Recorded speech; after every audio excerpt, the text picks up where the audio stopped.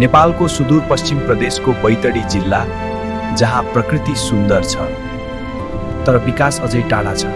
कच्ची सडक, सानो घर र सङ्घर्षमय जीवन। यहाँका बालबालिका विद्यालय पुग्न घण्टौं हिँड्नुपर्छ, अस्पताल टाढा छ, अवसर कम छन्। त्यसपछि चुनाव आयो र जनताले परिवर्तनको आशामा नयाँ नेतृत्व रोजे। अब सुरु भयो नयाँ यात्रा। सडक बन्न थाले, पुल बने र विकासका ढोका खुल्न थाले। हिजोको सानो गाउँ आज बिस्तारै आधुनिक सहरमा बदलिँदैछ। The future of Baitadi begins today. Together the bridge of Moro.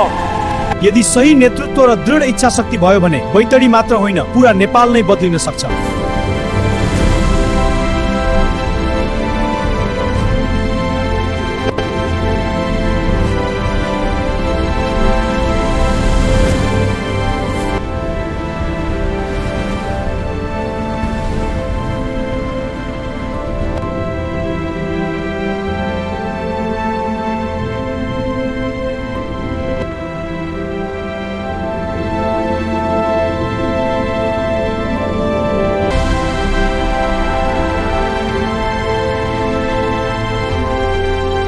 यदि सही नेतृत्व र दृढ इच्छा शक्ति भयो भने बैतडी मात्र होइन, पूरा नेपाल नै बदलिन सक्छ।